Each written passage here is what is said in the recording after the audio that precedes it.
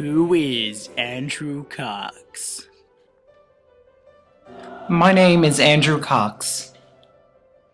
I currently am a sophomore at Westminster Choir College. I moved around a lot when I was little due to my parents divorcing, but eventually both my parents came to reside in Pennsville, New Jersey, and that is where I call my hometown. I went to Pennsville Memorial High School, where it proudly boasts that our alma mater is one of fame.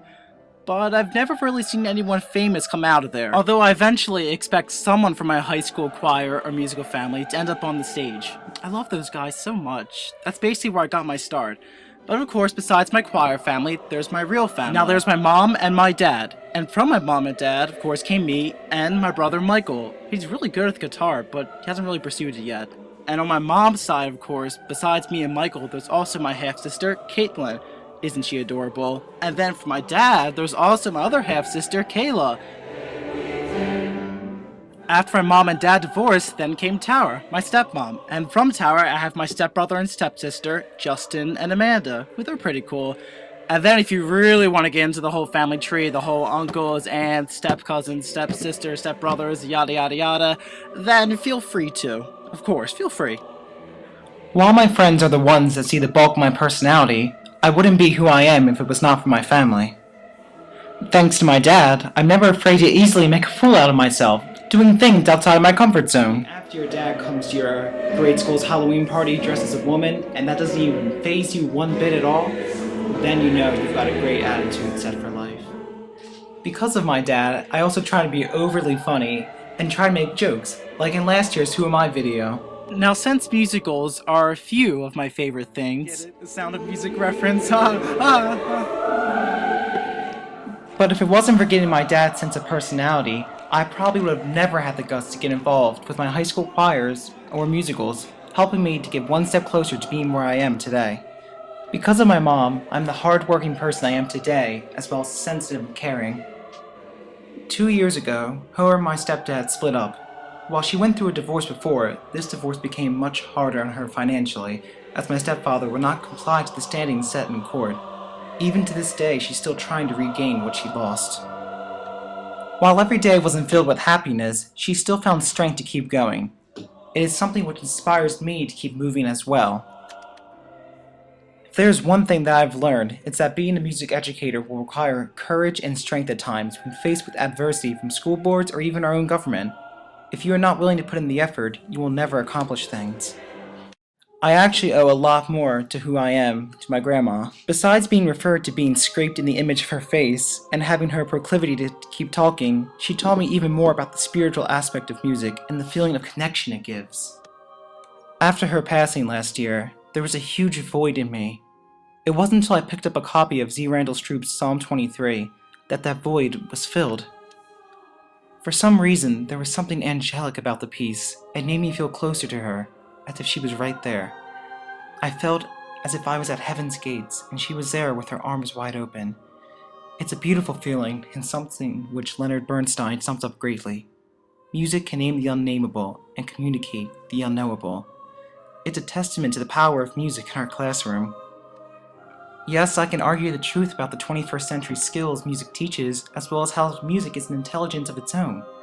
But there has to be an emotional, spiritual payoff in the end, I feel. Now, I would be lying if I told you that I didn't like musicals at all, because I love musicals. That's basically what got me started into music. I remember sophomore year, that's when I definitely knew that I wanted to be a music educator, this is what I wanted. Sophomore year, like I was talking about, we were doing Willy Wonka, and I remember sometimes my director wouldn't show up to practice. Like, I would take it upon myself, no one asked me, to run practice, to start warm-ups, exercises. And yeah, I had a senior helping me, but he didn't do as much as I did. I just remember it wasn't a feeling of accomplished over myself that I was doing these things. It was, I hope I'm really helping people. I hope I'm somehow making some kind of difference, not just coming off as annoying or over-controlling.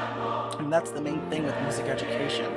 I want to help people just as much as I want people to help me. I mean, that's what basically education is. It's learning with your students as much as your students learn with you.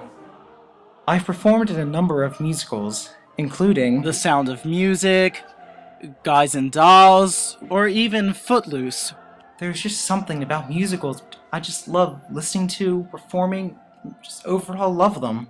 I have favorite shows like Mel Brooks' The Producers, West Side Story, Music Man, Hairspray, and of course the all-time classic, The Sound of Music. Now, I would have loved to have said that Wizard of Oz is one of my favorites, but after seeing We're Off to See the Wizard so many times, it got old.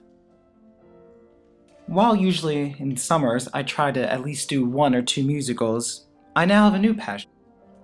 Being a future educator has given me a new focus on working behind the scenes with students. It's just remarkable to watch a group of 70 plus kids come together in only 5 days and really create a 2-act musical. It's work like that that inspires me and makes me comfortable in the future of music education.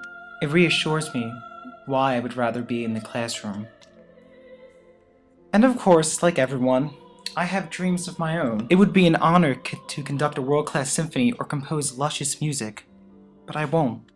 Nor will I probably be called the greatest tenor of our time or a famous singer. And while I love musicals with a passion, I will never be on Broadway doing 8 shows a week. But that doesn't matter, because that's what dreams are, fantasies. Everyone wishes they could do things in their life such as this. But the reality is that I'm here today because I have chosen to be an educator.